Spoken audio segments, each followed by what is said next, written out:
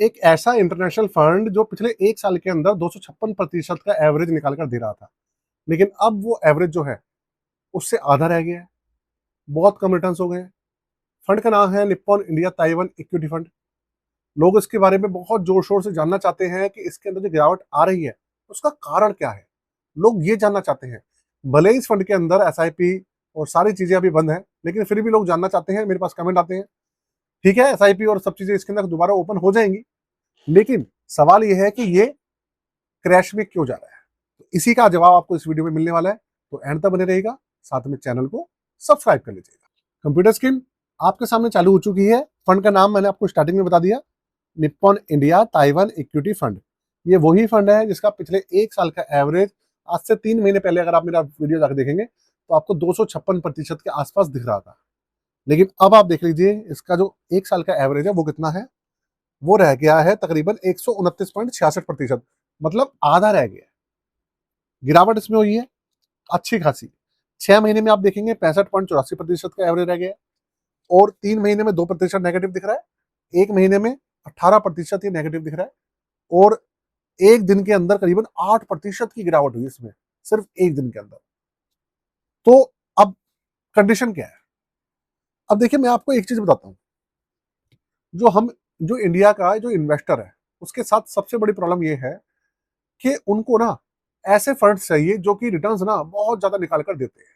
जैसे कि ये फंड हो गया और भी कुछ ऐसे फंड्स हैं, ठीक है? उसके बाद जब उस फंड के अंदर आप सोचिए अगर कोई ऐसा फंड है जिसमें 1 साल के अंदर 256% की बढ़त है, एवरेज है, तो ऐसे ऐसे दिन भी आए होंगे जब वो 1 दिन के अंदर 8-8, 9-9%, 10-10% भी बढ़े होंगे। 1 हफ्ते के अंदर ऐसा हो सकता है कि वो 15-20% बढ़ जाते होंगे। ऐसा दिन आया होगा उसके अंदर, तभी तो इतने ज़्यादा रिटर्न्स आए हैं। लेकिन अगर उसी फंड के अंदर 1 दिन के अंदर आप देखिए 8% की गिरावट आ जाए या 1 महीने में 18% की गिरावट आ जाए, तो इंडियन इन्वेस्टर्स हो गए, आप हो गए, हम लोगों की ना टाँगें काँपने लग जाती है। हम लोग सोचते हैं कि कहीं बर्बाद ना हो जाए। देखिए भाई, हमेशा ध्यान रखिएगा, अगर किसी भी सेक्टर बेस्ड फंड में आप जाते हैं, तो हमेशा रिटर्न्स ऐसे ही बनते हैं और उसके अंदर गिरावट भी ऐसी ही आती है। ये जो फंड है, एक इंटरनेशनल फंड है, नो डाउट, लेकिन ये जो फंड है, ये एक थीमेटिक फंड है, मतलब एक सेक्टर को बिलॉन्ग करता है। Nippon India Taiwan equity fund जो है, इसके अंदर जो मैक्सिमम जो स्टॉक्स हैं, जो इसका सेक्टर है, वो मैं आपको बताता हूँ। आप देख लीजिए, आपको पता लग जाएगा। पोर्टफोलियो ओपन करके दिखाता हूँ मैं। कुछ डीप एनालिसिस करते हैं। देखिए 88% तो इसके अंदर इक्विटी है अभी और 12% इन्होंने कैश होल्ड किया हुआ है, क्योंकि कंडीशन थोड़ी खराब चल रही है इसलिए। आप देखो 3 सेक्टर्स हैं इसके अंदर। टेक्नोलॉजी सेक्टर सबसे बड़ा सेक्टर है इसका, 45%, और इंडस्ट्रियल सेक्टर है 37.47%। अब आपको अलग अलग भले 2 सेक्टर दिख रहे हो, लेकिन कंपनीज के अंदर इंडस्ट्रियल प्लस जो आईटी है वो सेम है।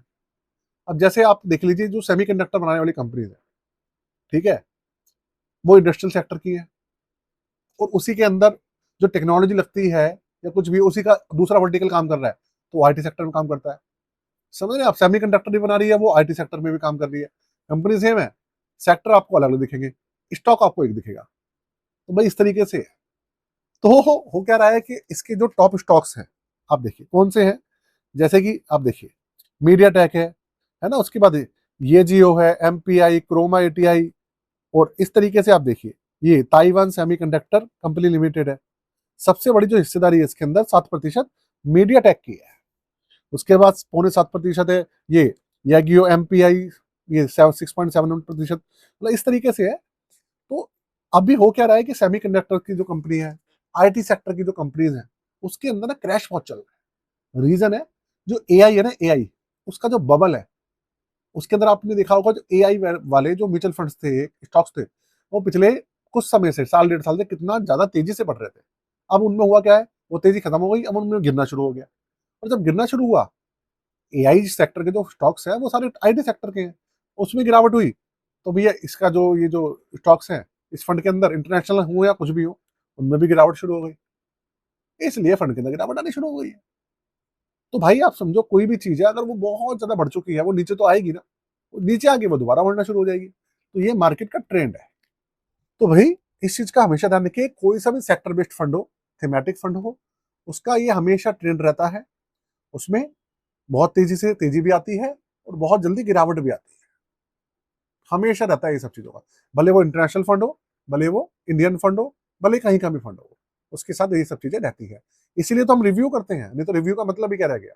आप जो हमारी वीडियो देख रहे हैं, आप इसलिए देख रहे हैं क्योंकि आप समझना चाहते हो उस फंड को। तो ये है दोस्तों, इस फंड के अंदर ये आईटी सेक्टर और इंडस्ट्रियल सेक्टर का है, और स्पेशली ज्यादातर हिस्सेदारी आईटी सेक्टर ही है।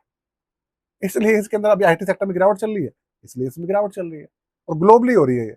आप चाइना में देख लीजिए, आप इंडिया में देख लीजिए, आप अमेरिका में देख लीजिए, हर जगह पे अभी गिरावट चल रही है। स्पेशली आईटी की जो एआई सेक्टर के जो स्टॉक्स हैं, उनमें ज्यादा प्रॉब्लम आ रही है। ऐसा है, इसलिए इसके अंदर अभी आपको गिरावट देखने को मिल रही है। अब आप सोच रहे होंगे कि भाई क्या गिरावट आती रहेगी? क्या आपको लगता है कि आने वाले समय में एआई को जो कंपनियां यूज करना बंद कर देगी? बिल्कुल भी नहीं। आने वाला जो जमाना है वो एआई का है। तो सिंपल सी बात है यार, एआई तो चढ़ने ही चढ़ना है, उसके स्टॉक्स चढ़ने ही चढ़ने हैं दोबारा से। आपको टेंशन लेने की जरूरत नहीं है। बात करें इस फंड की, आपको रिटर्न तो मैंने दिखाई दिए हैं। 3 साल का एवरेज बता देता हूँ। 3 साल का एवरेज 50.61% है। ठीक है। और पोर्टफोलियो भी मैंने आपको दिखाई दिया इसका, फिर से आपको दिखा देता हूँ थोड़ा सा। और 31 स्टॉक्स है इसके अंदर, बहुत ज्यादा स्टॉक्स भी नहीं है। लार्ज कैप की हिस्सेदारी है सारी, 72.56%। मिड कैप और स्मॉल कैप तो 13-14% है दोनों। और बात करें इसके चार्जेस की वगैरह की, 2021 में लॉन्च हुआ था, ये 2026 चल रहा है। 4-5 साल पुराना फंड है। 4-5 साल का इसका जो एवरेज है वो 28.91% है। और बेंचमार्क है इसका ताइवान कैपिटलाइजेशन वेटेड स्टॉक। ठीक है।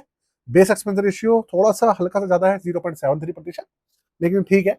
रिटर्न्स भी तो बहुत ज्यादा मिल रहे हैं भाई। 1192 करोड़ का इसका एयूएम है। अब आपके दिमाग में एक क्वेश्चन और होगा, इसके अंदर जो सब्सक्रिप्शन का ऑप्शन है वो कब खुल सकता है? तो देखिए सिंपल सी बात है, जैसे ही वो जो लिमिट है वो नीचे आएगी $7 बिलियन की, आपको बहुत सारे फंड्स के अंदर ऑप्शंस खुले हुए दिखने लग जाएंगे, और उसमें सब वो खुलेंगे तो ये भी खुलेगा। तो बस बात वही है कि भैया वो लिमिट थोड़ी सी नीचे आएगी तो आपको इंटरनेशनल फंड्स ओपन होते हुए दिख जाएंगे। थोड़ा सा इंतजार कीजिए, इंतजार करेंगे तो आपको, जो हमेशा ध्यान रखिए, एक बड़ों बड़ों की कहावत है कि अगर कोई पेशेंस रखता है, इंतजार करता है, तो भी सब्र का फल मीठा होता है। सिंपल सी बात है, सब्र रखिए, पेशेंस रखिए, फल जो है हमेशा मीठा रहेगा। बाकी जाते जाते भैया, अगर आप अपना पोर्टफोलियो चेक कराना चाहें, आप पोर्टफोलियो चेक करा सकते हैं, रिव्यू करा सकते हैं, नया बनवाना चाहें बनवा सकते हैं। स्टॉक्स हो, म्यूचुअल फंड्स हो, पूरे इंडिया में आप कहीं पर भी ट्राई कर लीजिए, ₹999 सबसे कम चार्ज है। इससे कम चार्ज आपको कहीं नहीं मिलेगा, और सर्विसेज भी आपको बहुत अच्छी मिलेगी। सारी चीजें मेंशन है यहाँ पे, व्हाट्सएप नंबर है, इस पे आप अपनी क्वेरी सेंड कर सकते हैं। आज के लिए जय हिंद, वंदे मातरम।